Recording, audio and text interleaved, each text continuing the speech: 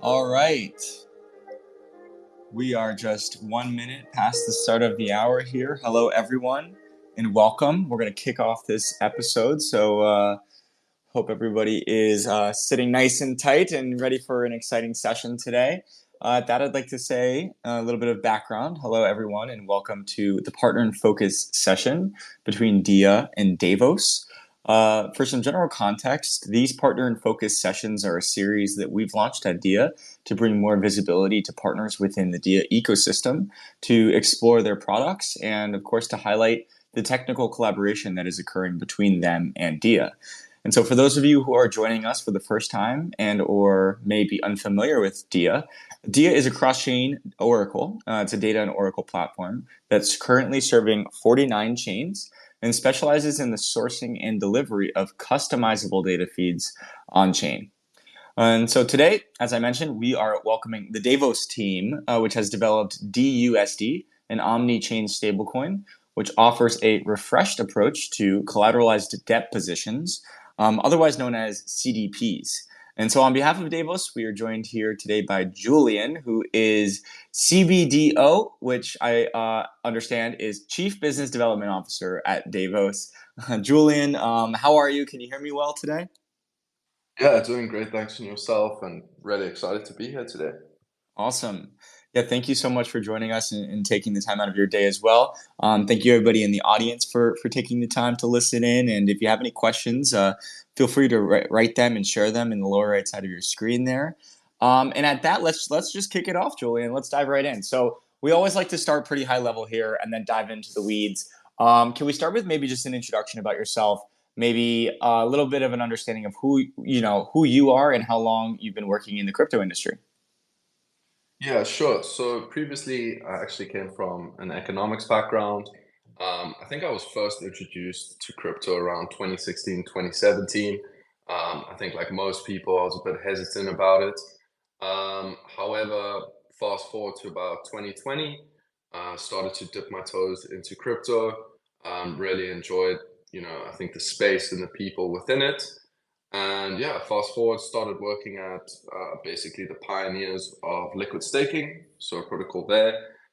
It was there with like my fellow co-founders that we decided, to come up with the idea of Davos protocol, and have basically been building it for just over a year and a half now.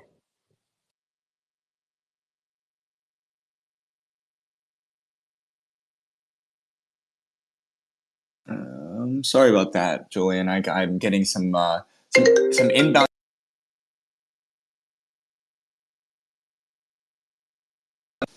Sorry about that. I'm getting oh my goodness. You guys hear me?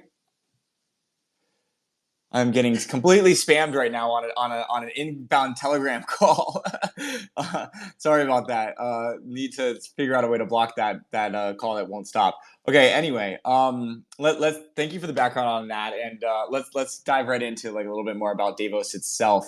Again, starting out high level and then getting into the weeds of really like what's going on behind the scenes here on the technical side, the technical architecture. When we talk about Davos, of course, important to reference and kind of just have the discussion around the flagship product, which is DUSD, as I already referenced, the omni-chain stablecoin. And so when we take a step back, Davis is presenting.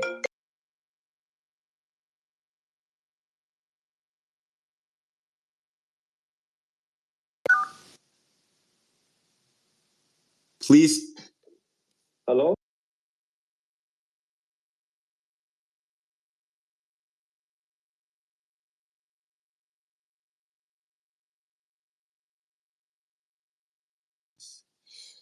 Sorry about that, guys. Hopefully that's handled now. Okay, so would you mind giving us a little bit of a background on, even just let's start high level with what CDPs are, and why do CDPs play such a significant role in the crypto landscape? So before we get into, really the back end of using LSTs and LRTs, Julian, and again, apologies for that interruption there, everybody. I think that should be settled. Can we kick it off with a general high level on CDPs themselves and really the importance that they hold within the crypto landscape? Sure. So I think, like as you mentioned, collateralized debt positions or CDPs, I would like consider them as potentially one of the most fundamental innovations within DeFi. So at like a very basic level or core concept, it basically involves users locking up their cryptocurrency within like a smart contract. So maybe it's ETH, maybe it's wrapped SD ETH from Lido. And this basically allows the user to mint a stablecoin. So for example, it could be DAI, who obviously pioneered in this space, or in the case of Davos protocol, be DUSD, and users basically can mint the stablecoin in proportion to their collateral's value. So I think like there's about four main steps. So you have collateralization, so the user locks up their cryptocurrency as collateral. You then have, I guess, the issuance of debt, maybe for a better word to explain it. So the smart contract will then mint the stable coin, based on obviously like the debt ratio there. I think the third step, which is obviously very important, is like managing the position. So users obviously need to ensure that their position is adequately collateralized, to avoid liquidation.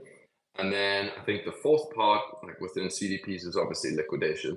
And what happens there is if the collateral value just, let's say, drops below a critical threshold that we as a protocol decide upon, basically the smart contract will liquidate that position in order to repay the debt, which is a fundamental component, in order to maintain the peg parity of the stablecoin. Excellent. Okay, cool. Thank you, Julian, for the background there. And when we take a look at this, again, you're highlighting the high level, outlook of really what a CDP is, right? And as we understand, DUSD takes a more advanced, a more refreshed, approach towards CDPs and addresses some of the inherent constraints that are associated with conventional CDPs. Can we talk about this a little bit? Can you tell us, like, historically, what have been the constraints of CDPs, and why, how is Davos addressing them? Sure. So I think before getting into this, we have to definitely give the nod to MakerDAO. So we are a fork of MakerDAO. However, we've decided to basically innovate on top of that. And I think like one of the limitations within that, if you think about it, like the great thing about DeFi is the ability to essentially build your own customized financial strategies. You can use various assets, stack them on top of one another, and there you go. You have a tailored investment strategy to yourself. So I guess most people talk about it as Lego blocks. So I think one of the biggest limitations within CDPs is the lack of, how do you say, collateral types that can be used. So most maybe only offer 4 or 5. And I think like what we really wanted to do at Davos was enable users to have like the freedom to deposit a multitude of liquid staking tokens, now moving into LRTs, so well as we also offer reward-bearing stablecoins from various lending platforms such as like Compound or Venus on BNB chain. And then I think like the next aspect, which I think is very important, is I would consider like a lack of a reference rate with regards to stablecoins in DeFi. I think right now, if you look at borrowing rates in DeFi, particularly with regards to stablecoins, they're technically often arbitrary, or maybe they are decided by governance. In that case, it really like benefits certain people and doesn't benefit maybe others. So I think at Davos, what we wanted to address is, like summing it up, offer diverse collateral options to users, and then creating this DeFi reference rate, which is why we're here today with our partners at Dia Data. Awesome. Yeah, thank you, Julian. And we're definitely going to dive into that, of course, a little bit later. But I want to stick with this and dive a little bit deeper into this idea of collateral types, right? And you specifically mentioned the use of LSTs and LRTs. So anybody in the audience unfamiliar with these terms, these are liquid staking tokens and liquid restaking tokens. And Julian is, of course, mentioning how they've enabled these different types of LSTs and LRTs as collateral. One thing that's super neat to dive into, and I think this really is probably one of the core differentiating factors behind DUSD, is how this enables, right, the acceptance of LSTs and LRTs as collateral enables users to seemingly like double dip and triple dip in yield. And I'm taking these terms actually from the Davos documentation, of course, in referencing double dipping. And then therefore triple dipping in yield. And this refers to how users can participate in accessing additional yield potential of restaking while still leveraging the liquidity and the utility of the stablecoin. So can we talk about this a little bit? From the back end, can you give us some insights into really what this looks like and how the implementation of LRTs and LSTs as collateral is enhancing the yield that users can access? Yeah, sure. So I think to start from the bottom, at the very base layer, you obviously have ETH staking, right? Which I think you can consider as the so-called risk-free rate of DeFi. However, obviously one of the biggest limitations was the lack of access to liquid capital when participating in it. So fortunately, LSTs obviously came along, and this basically allowed users to obviously earn staking rewards while having access to a token that can be further utilized within the DeFi space. So maybe you want to deploy it into a liquidity pool, or in this context, use it as collateral within Davos. So consider this: you have layer one, let's just call it the LST, which is generating yield. You're then able to use it as collateral within Davos, still maintaining your full underlying staking rewards, And now you have access to a stable asset, the USD, which is liquid. Maybe you want to provide liquidity and yield farm it. So you have like a second layer of yield, aka double dipping, right? Then came along restaking tokens, which obviously is potentially one of the biggest news cycles, I guess, of 2024, and potentially one of the biggest innovations on top of Ethereum. So restaking essentially takes the whole staking experience just one step further, right? So users now are not only receiving staking rewards from their LST, but if they now go and deposit their LST into a liquid restaking protocol, such as EtherFi, for example, in the future, they're now going to start receiving restaking rewards, right? So you have now essentially two layers. And the concept basically follows the same path. You deposit your LRT, you maintain your two levels of rewards, and then now you have access to a stable coin. Again, you can go and yield farm it, and now you have three layers of earning opportunities, basically. Excellent. And so just to clarify here, right, you mentioned one of the kind of the differences between this, maybe like conventional CDPs and the CDP, DUSD that you guys are working on is the borrowing rates and whether they are arbitrary and designed by governance or a result of like the access to capital efficiency or the access to yield. And so I guess the question I have here, just based off what you just said, is therefore users accessing different levels of yield, dependent on whether they're depositing, let's say, LSTs, right? Because then it's double dipping versus if they were depositing LRTs as collateral, right? Because then they get that additional yield. So depending on, what they use as collateral, does that affect the yield that's received? Well, I mean, like if you think about it this way, I suppose as the further you climb, let's say up this Lego tower, the more risky it gets, right? So in order to compensate for that risk, one would expect that you receive more. So as I said, like let's just consider ETH staking as like DeFi's reference rate, LSTs, potentially the safest assets to use, I would say. LRTs, bit risky, maybe a lot risky. So now I'm expecting to earn more.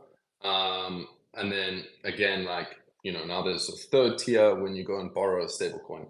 So you would maybe expect, like, for example, on an LRT to earn 10% or 8%. But then if I now go and borrow a stablecoin and I yield farm it, well, I should be expecting between maybe 12 to 15% or 12 to 20%, if I'm really good at what I'm doing.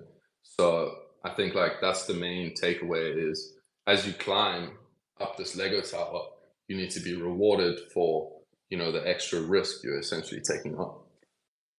Absolutely agree with that. Okay. Yeah, thank you for the additional clarification there. Completely makes sense.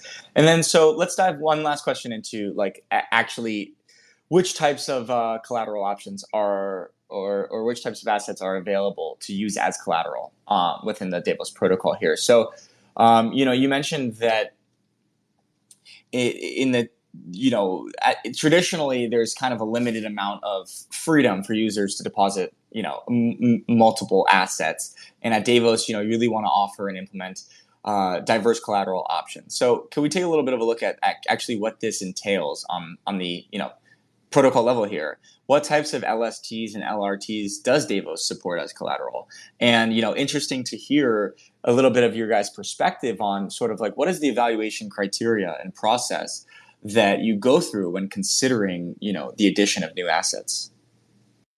Yeah, great question. So I think one thing that we've emphasized at Davos is, because we've been able to create this omni-chain DUSD, it's very important that, if, for example, I'm a user and I have assets on Linea, I don't want to necessarily have to mint DUSD on Ethereum and bridge it to Linea. It would just be so much easier for me if I could just mint it on Linea with whatever asset. So, we've worked really hard at like ensuring that any new chain we go to, we integrate various LSTs or LRTs. So for example, users may be able to use wrapped SD on chains such as Arbitrum and Optimism. In terms of LRTs, right now users can use wrapped ETH from EtherFi. It's also available on Ethereum, Arbitrum, and Linear, and there will be one more chain actually coming up. So I think, like, to sum it up really with LSTs and LRTs, I would say, have integrated the most popular and utilized ones. Within that, though, there's obviously like various, how do you say, risk parameters that we've implemented. And, not to maybe go like too deep into it, but, happy to scratch the surface there. I think some of the aspects we look at when integrating these LSTs or LRTs. So a very important one is obviously on-chain liquidity. We have to ensure that, there's sufficient liquidity. So in the case of liquidations, we are able to, make them happen. Otherwise, the protocol is going to take on debt. And that's obviously going to influence the peg of the stablecoin, and no one wants to see a stablecoin depeg. I think another aspect that we look at is the centralization of liquidity pools. So we wouldn't want to integrate an asset where maybe in one liquidity pool there's someone who's holding in excess of 20%. Obviously, if they have to pull out, that's really going to impact the stability of the collateral. We also look at aspects of slippage. So simply put, that's just basically the potential loss when you sell an asset. So more liquid assets will have less slippage as opposed to assets that are not that liquid. And then basically we compile all these things and we essentially come up with a risk rating aspect. So similar to what you see in TradFi on bonds.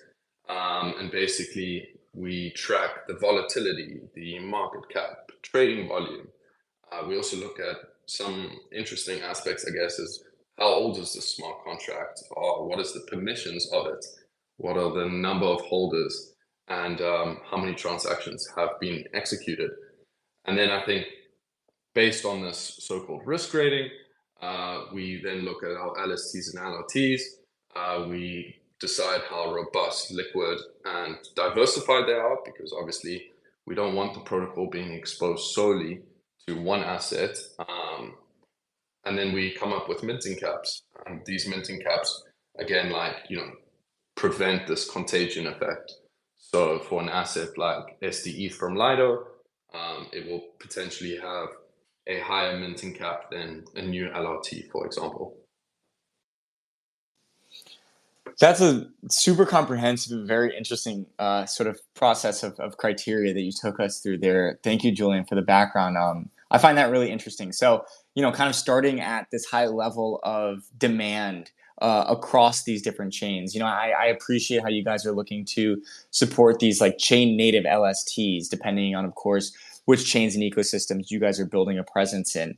And then from there, it's this very long list of criteria that's required, looking at, of course, you mentioned like the liquidity for, in case of liquidations. There's so many different important things that you guys were looking at there. I think it's a lot of valuable insights. Centralization of liquidity pools, not wanting people to hold excess of 20%. Super interesting. Compiling all these into a risk rating. I like it a lot. I'm also fairly interested in this idea of minting caps. I think that this is very interesting to dive into in terms of how much actually can be minted as a result of depositing such collateral, and that cap is based on basically this risk rating you referenced. I think that's really interesting. And that applies not just in this case uniquely, but can also apply to different protocols. How much in a lending borrowing protocol, I mean, this is essentially the same use case, but can you access by depositing any form of collateral? I think these minting caps is a pretty perhaps novel, but definitely an approach that I would like to see adopted more throughout the industry. I think that's a very applicable way of putting a cap on a risk there that can be accessed through a certain position. So one thing I'm really excited to dive into, and sort of a little bit of a transition here, and zooming out entirely. So now that we've gotten a pretty good background on sort of the technical architecture of DUSD and better understand what CDPs are, let's take a look at Davos, and furthermore the DUSD ecosystem.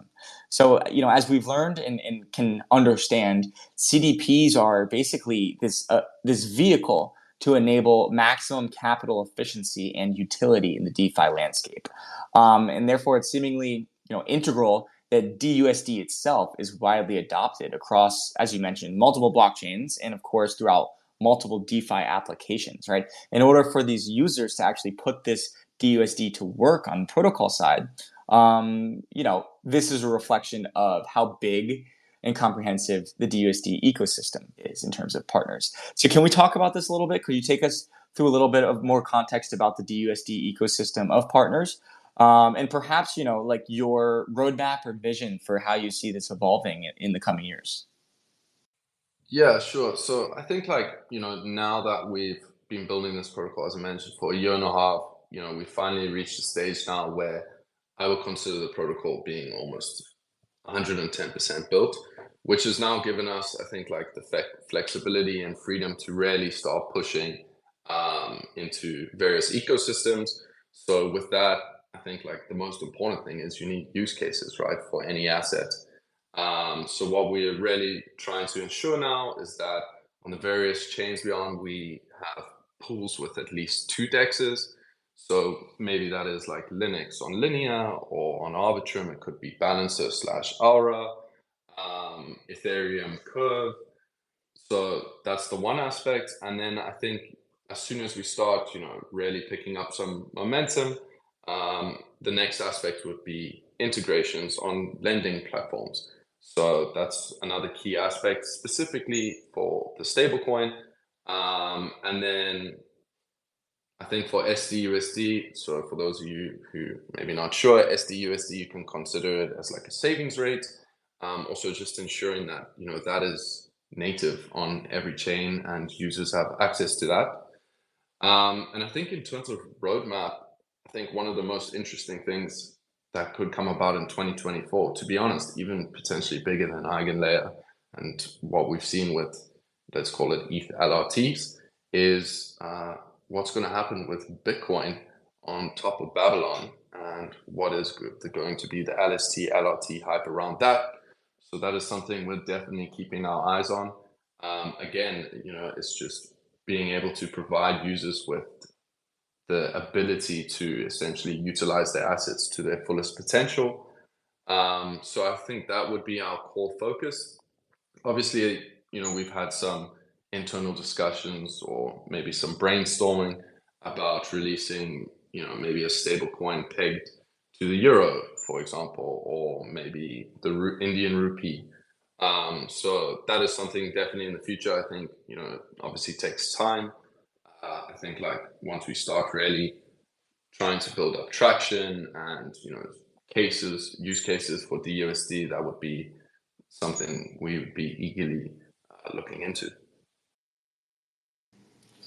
Excellent. Yeah, you dropped a lot of dimes there that I would love to pick at. Just sort of thinking here, which ones to dive deeper into. Yeah, super interesting your reference to what's happening in Bitcoin. And you mentioned Babylon as sort of this like native liquid staking layer for Bitcoin assets. I think what's interesting there is how you highlighted inadvertently sort of the agnostic or chain agnostic and almost even ecosystem and use case agnostic positioning that Davos actually has towards what types of collateral and what types of assets are accepted in order to mint stablecoins, right? And you even mentioned in reference furthermore like accepting the euro and having a euro pegged asset and whatnot. So I think it's going to be very interesting to see how the Davos protocol kind of evolves over time. And so, if we were to kind of take this high level then, and not to spring like, sort of a random question on you, Julian, but, if you were to sort of like summarize the vision here, or the mission statement of Davos, in reference to this, in reference to how this protocol might evolve over time, what is it that you guys are truly seeking to achieve over the coming, 5-10 years? Well, I think to be honest, for me personally, so I originate from South Africa, right? For those of you who maybe are a bit unsure about South Africa's currency is worth peanuts, like to speak, a bit candidly. However, what I do love about crypto and DeFi, and specifically, I think like the most magical thing about stablecoins is it offers someone who is in South Africa with a potential currency hedge and the potential to transact within a couple of seconds, as opposed to me having to wait 7 days for the bank to clear it, aka the bank earning interest on my money before it gets to wherever it's supposed to go. And I think that's what I would expect the whole goal of any stablecoin issuer to be, is being able to provide people across the globe, whether it is in a first world country or a third world country, with the potential to, if there is a case of serious, currency inflation, to hedge against that and, have an asset that they're able to earn with, as opposed to, just watching their money basically disappear right in front of them. Absolutely. And I think that this is like the reason why many of us are so passionate about this space overall, right? The opportunity to sort of escape the limitations of traditional systems, and like re-empower ourselves, monetarily speaking. So I can definitely attest to sort of my passion for that as well, and understand how this puts you guys in a great position to evolve as this space evolves over time. And I think that's a super important component of the lasting power or the staying power of a given protocol within this crypto space, because we see how things evolve almost weekly here, right? And so like building based off just one narrative or one short-term trend can be detrimental to the long-term vision of a team. But when you talk about reference the goals, the vision that you just did, this is much higher, much more comprehensive to sort of everything that's happening within the crypto landscape, sort of all at once here. So I could definitely attest to the importance of that from our end as well. And great to see sort of the positioning that you guys have, agnostic to current trends, but rather, like being able to evolve over time with the space. Very cool. One thing I want to get into, and sort of just bouncing a little bit off our most recent points here about your ecosystem partners, is learning a little bit more and discussing a little bit more about the partnership at hand between, of course, DIA and Davos. Can you share with our audience the role that DIA oracles play within the DUSD architecture and why you selected DIA as your designated oracle provider for this component? Sure. So I think like I mentioned this previously, but essentially we want to create a stablecoin environment which I think is reflective of the two financial worlds, right? I don't think there should be this like crazy disconnect between them. And basically, as I mentioned, we want to create rates which are based on current interest rate environments, whether it's in DeFi or TradFi. And again, like something that's not arbitrary or may benefit certain people and impact others. So basically, we decided to select DIA as our designated Oracle provider. I think simply put, the team and the tech is amazing. It saved us a whole heap of time. I mean, I couldn't even actually comprehend what the burden would be like if we had to set up our own data feeds for example, what we're currently using, the Fed's rate. And I think complementing this is due to, your guys' extensive ecosystem. I think it also offers us a range of integrations, which, funny enough, we're looking at doing now and in talks with the DIA data team to essentially create an even more robust borrowing model than what we currently have. And yeah, I'd be more than happy to kind of dive into a bit there. But basically, what we're looking at doing is, not just looking at the Fed's rate. What we also want to include is the PCE index, which is essentially the personal consumption expenditure index. And on top of that, we also want to include DeFi lending rates.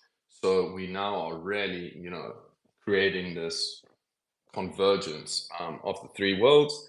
And yeah, I think like the team at DIA, as I mentioned, the flexibility and the willingness to provide it is pretty unmatched. And I think also a very important aspect, within crypto or blockchain is everyone wants the data to be fully transparent.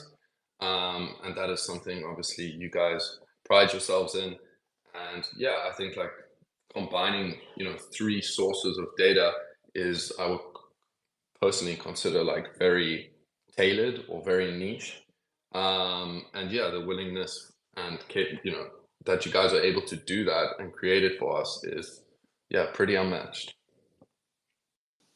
Yeah, thank you, Julian, for the background there, and can definitely return the excitement from our end to work with a team who's pushing the frontier in terms of like, of course, the CDP space, but also pushing in terms of what types of data feeds we are supporting for teams and the role that we can play in continually expanding what types of data we're providing. So definitely exciting to work with you guys as you continue to evolve and seek out new feeds, right? New rates that we can provide for you on chain. One more question about this. Let's just kind of get into this a little bit. So, just to provide some context to the audience here, so far we've discussed, the role of the CDP and how, the back end of depositing, certain assets as collateral within this architecture. But when we talk about the role of, DIA providing these on-chain data feeds referencing like traditional financial data, right? Such as like the Fed rate or like other interest rates. What this means is now like Davos stablecoin is backed by real world data, and you're implementing real world lending rates. Can you give us just a little more context on like on the protocol level? Where is this coming to play? Where are these rates being accessed? How does this relate to the collateral that's deposited? Just sort of trying to connect the picture here in terms of where are these rates actually being implemented on the protocol level? For sure. So I guess there's two aspects. One, like it's very important that, as a CDP protocol, the way we generate revenues is through obviously having a borrowing interest rate. And this is where I guess the three tie in from the 1 point. So what we've implemented, depending on the interest rate environment we might find ourselves in, whether it's in TradFi or DeFi, interest rates are constantly changing, right? So we need a way that can access feeds that are one, reliable, and two, they need to be adaptable to whichever environment we're in. So potentially, I don't know, maybe in 2 months, we see interest rates skyrocket.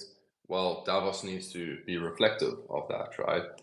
So when users are borrowing DUSD, interest rates are going to be able to mimic between both DeFi and TradFi.